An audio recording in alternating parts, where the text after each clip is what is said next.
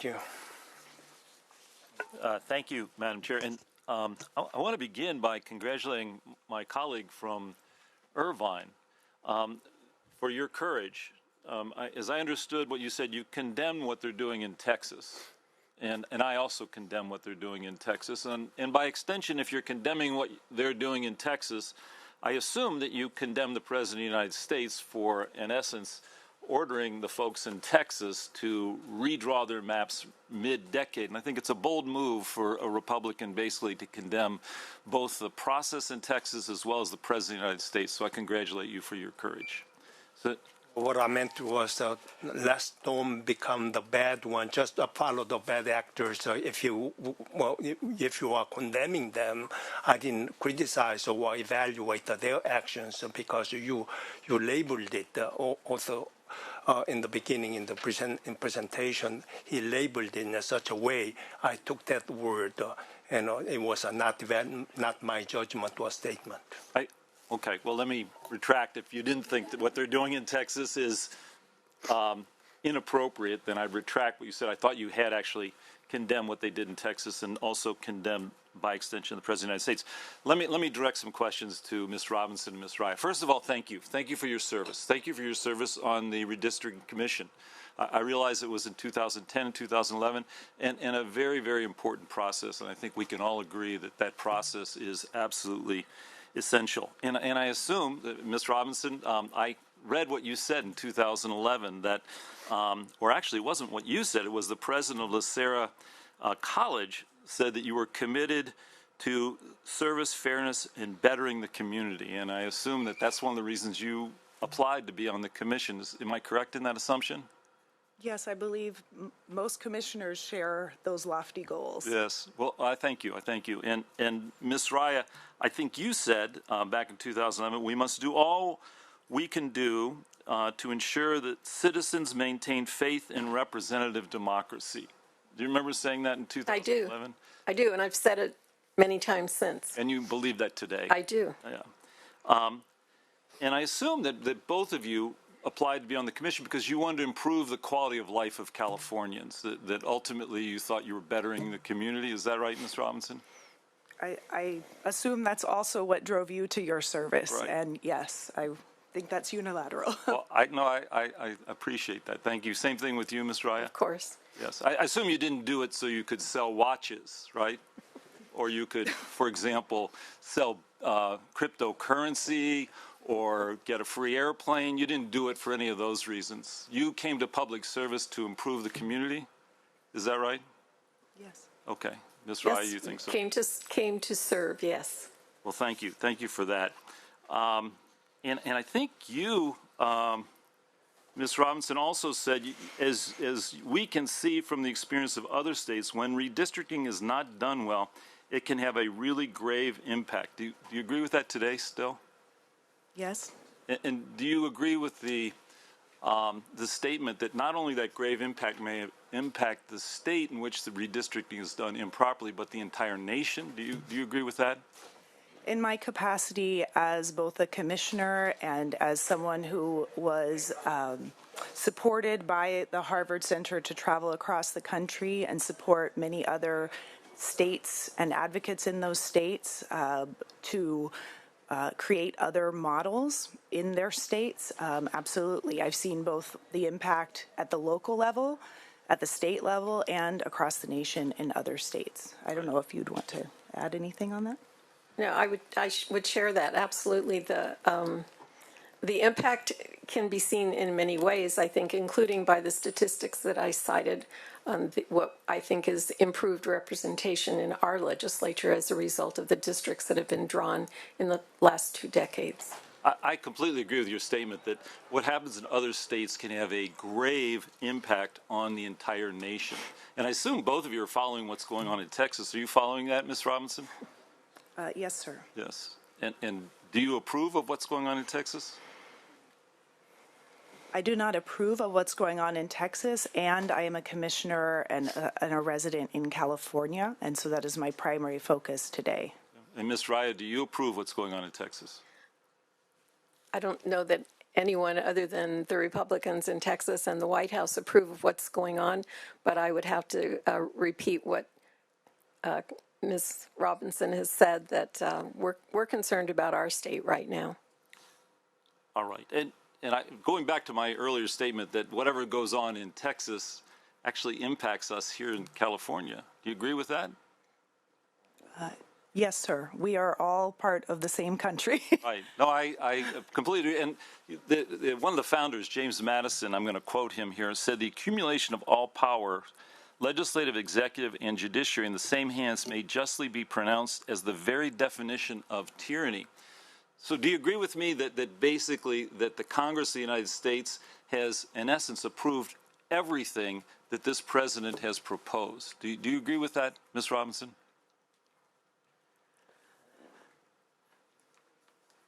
I'm not here to comment on Texas. I am here to comment on California. And there are ways that California's elected officials can have the national impact that we want and that we need through using the competitive districts that have been established through the citizen-approved independent commission. So let me ask Ms. Raya, do you understand, let me ask you if you share my understanding that the Republican members of the California delegation have basically voted with the president on all things that the president has proposed that impact California. Do you agree with me on that supposition, Ms. Raya? I would say that that the results we're seeing in Washington are happening for many reasons. Some of that is perhaps how elected officials are actively responding to what this president wants. It may also be because there are not enough other strong voices to counter it. It may also be because the courts seem to have been sidelined to some extent in upholding the separation of powers, upholding the rule of law. I think it's a complex issue that is really not what this proposed action in California is about. This action is about doing a partisan redistricting absolutely in conflict with California law. That's what I can speak to. I'm not an expert on national politics. I don't know that anybody really cares what my opinion is on national politics. So again, I really would prefer that we're directing the conversation to what is going to happen here in California. And I agree with you 100% that we should focus on what's happening in California and what impacts the Congress action or inaction, whether they're supine or actually active as a check on the executive, how it impacts California. But I think you agreed with me that the Congress has not been a check on the president whatsoever, including our members, including our Republican members in the House of Representatives. I think you agreed with me on that. Is that right? I would say that Congress has not acted responsibly in general. All right. So in terms, and I read the quote from James Madison, that basically we no longer have an effective check on the President of the United States. Do you understand that the President of the United States has, in essence, ordered Texas to reconfigure their congressional seats to add 5 Republican seats? Do you remember the President saying that, Ms. Raya? I do. You do. And how about you, Ms. Robinson? Yes, I do. Okay. And you understand that the balance of power in the House of Representatives is very narrowly divided. Is that right? Yes. Ms. Raya? Okay. Ms. Raya says, and Ms. Robinson, yes.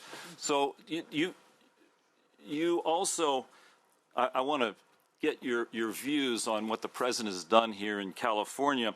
Are you familiar with AmeriCorps? Are you familiar with AmeriCorps, Ms. Raya? Yes. You are. And Ms. Robinson, you're familiar with AmeriCorps? Yes. You understand that the President has basically, by his action, eliminated 5,600 AmeriCorps public service workers and $60 million. Do you think that's a detriment to California, Ms. Robinson?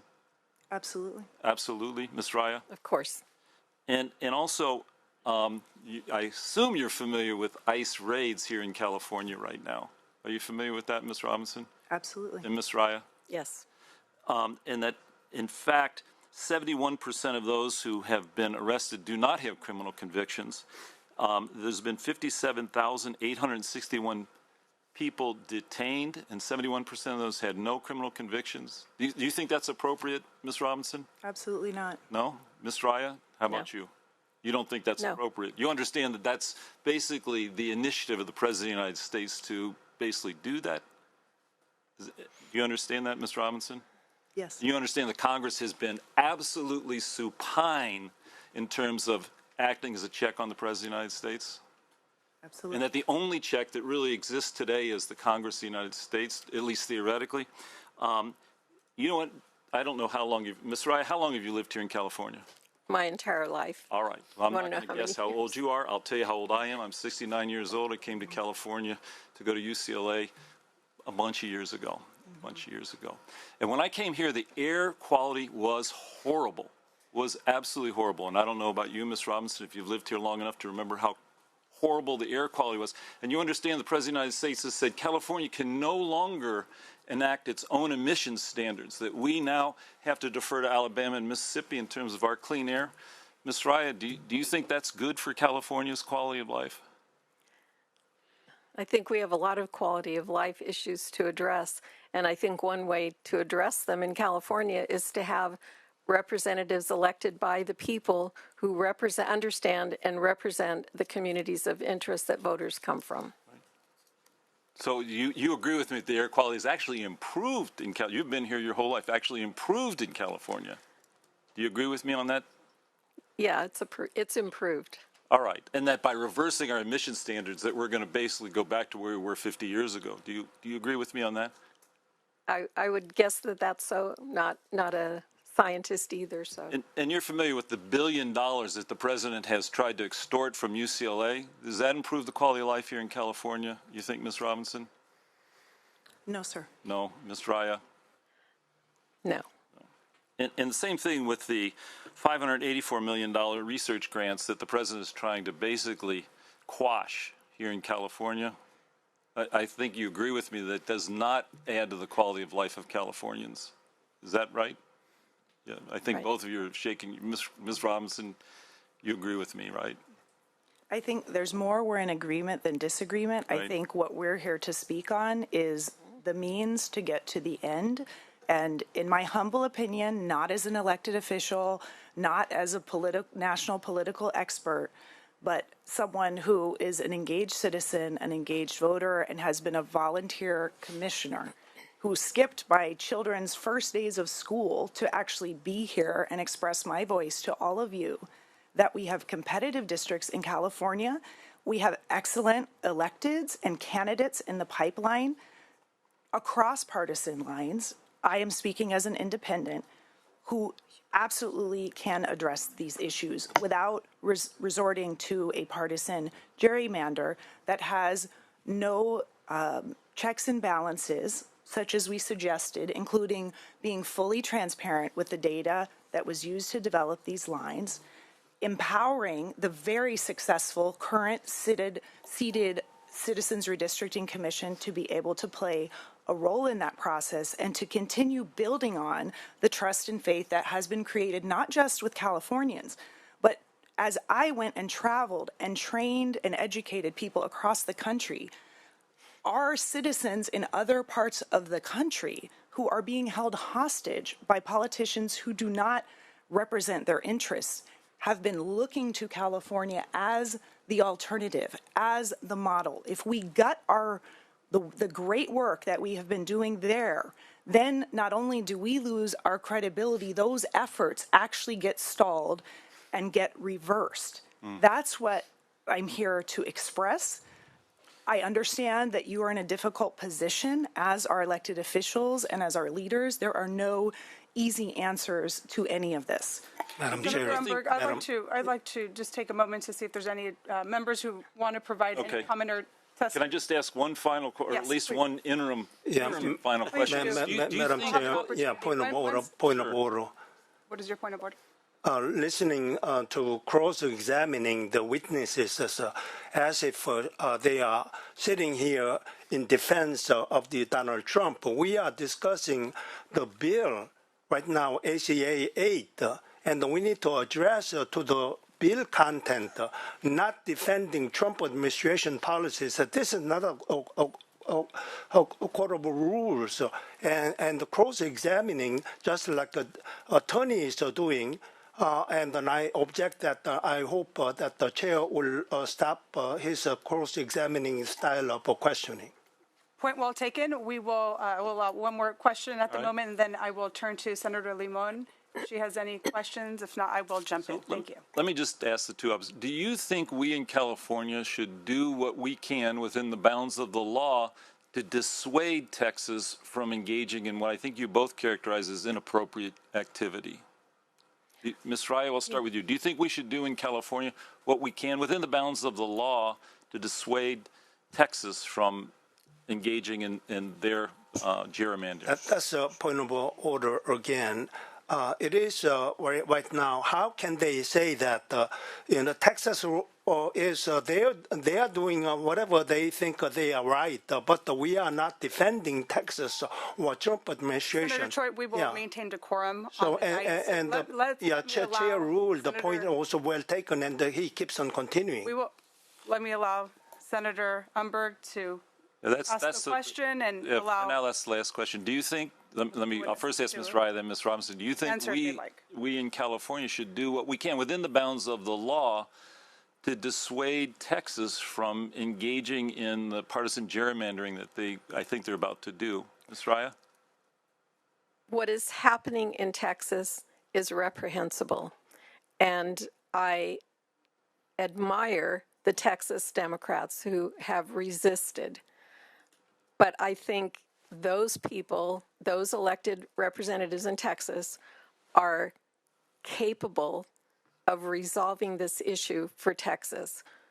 We're concerned about resolving a similar issue in California. Ms. Robinson, do you think we should do what we can within the bounds of the law to dissuade Texas from engaging in this partisan gerrymandering? I have spent the last 15 years of my life promoting independent redistricting, both in California and nationally. I have spent decades expanding democracy, partnering across the aisle on a number of good government initiatives in my capacity as an advocate, in my capacity as working with philanthropy, working with elected officials, working with registers of voters. I would continue. I see this testimony today as part of that trajectory and absolutely continue to promote fair and equal playing field in terms of redistricting around the country. So I take that as a yes. So. Yes, please. Yes, Madam Chair, if I may just weigh in, I just wanted to acknowledge my two colleagues here. We didn't serve on the same commission, but I'm incredibly proud of you for the responses that you've given to the senator's very difficult line of questioning. But I think that those are appropriate questions. This is the kind of moral conflict that if this goes to the ballot, that every California voter is going to be faced with. And these are not easy decisions. And so I actually really appreciated this exchange and just wanted to acknowledge my colleagues here, because I know that wasn't difficult to be sitting here having to defend all of the ills that have come before California. But I do think that this is the challenge that every California voter will have. And I think this is probably going to be going through the minds of so many voters over the next several months if this plan